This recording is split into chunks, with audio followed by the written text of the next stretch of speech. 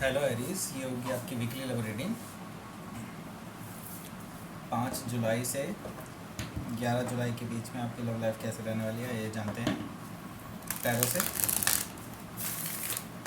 Sun moon rising and Venus की position अगर आपकी एरीज यानी कि मेष राशि में है तो ये रीडिंग आपके लिए है। अगर ये रीडिंग अच्छी लगती है तो please like share and subscribe my channel Krishna tarot. Personal reading के लिए बुक करना चाहते हैं मुझे तो आप मुझे ईमेल कर सकते हैं। Email I D is given in the description box.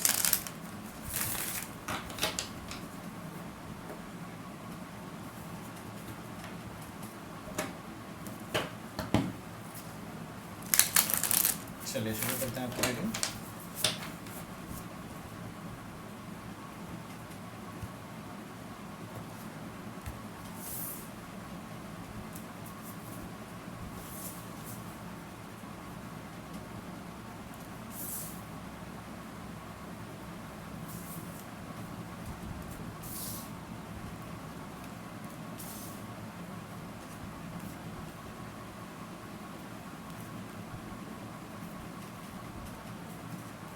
Okay, bottom of the deck आया है क्वीन ऑफ पेंटिकल्स।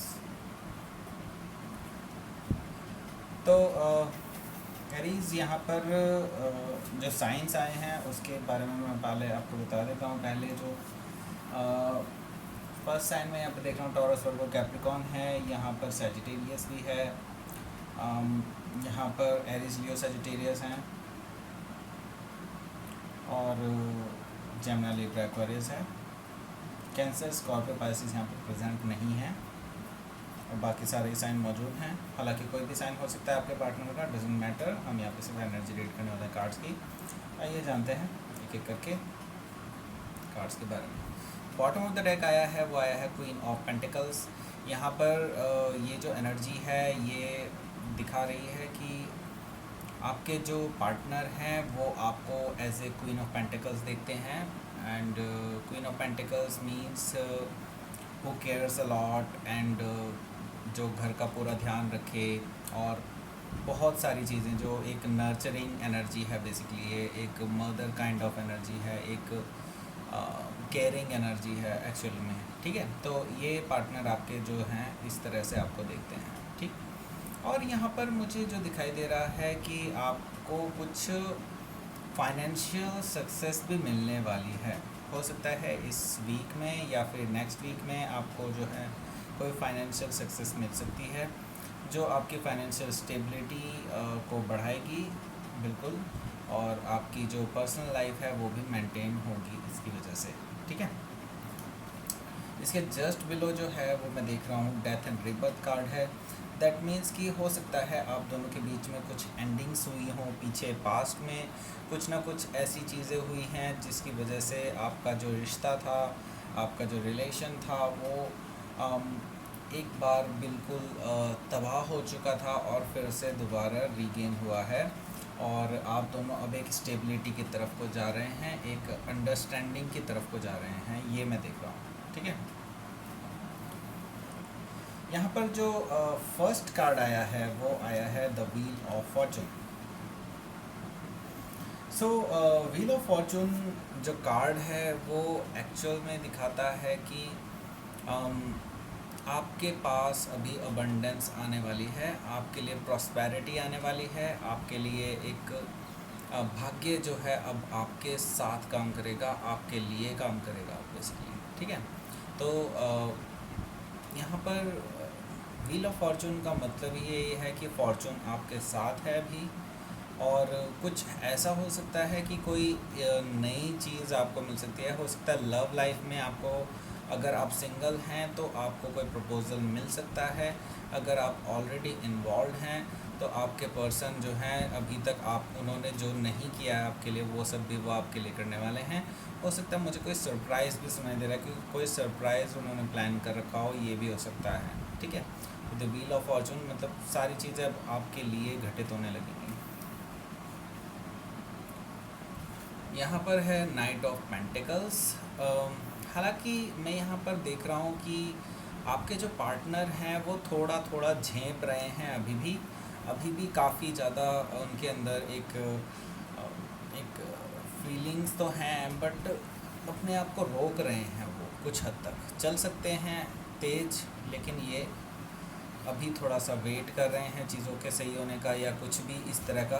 ठीक है, तो ये पर्सन जो है अभी कंटेम्पलेट कर रहे हैं थोड़ा सिचुएशन को, और स्लो स्टेप्स ले रहे हैं, धीरे धीरे चल रहे हैं, बिल्कुल आपकी तरफ को ही चल रहे हैं। लेकिन ये चीज़ बिल्कुल श्योर है, और ये स्पीड पकड़ सकते हैं, but they are not taking that step. तो कोई ऑफ़र आपको मिलने वाला है स्टेबिलिटी का, जैसा कि हमने बताया था बॉटम ऑफ द डेक से। 10 ऑफ वॉन्ड्स। सो एक्चुअल में अब मुझे पता चल रहा है कि आपके जो पार्टनर हैं वो बेसिकली क्यों इतना स्लो चल रहे हैं, क्यों इतना बेबी स्टेप्स ले रहे हैं, ऐसा क्यों है।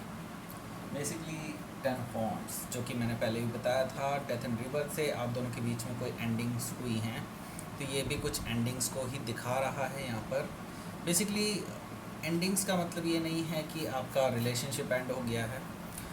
एंडिंग्स का मतलब ये है कि आप दोनों के बीच में कुछ ऐसी कन्वर्सेशन हुई थी पास्ट में, जिसकी वजह से एक साइकिल एंड हुआ था आप दोनों के बीच में। तो ये पर्सन एक्चुअली अभी बर्डनसम है राइट नाउ, अपने थॉट्स को लेकर के, अपने एक्शंस को लेकर के। बेसिकली अभी वो आपसे खुलने में थोड़ा सा टाइम ले सकते हैं, लेकिन ही और she will be on the same page in near future, because they are very passionate towards you. ठीक है, कैसे पैशनेट हैं देखिए बिल्कुल। Knight of wands. Knight of wands यानी कि ये जो पर्सन है ये आपको लेकर के फिज़िकली अट्रैक्टेड है।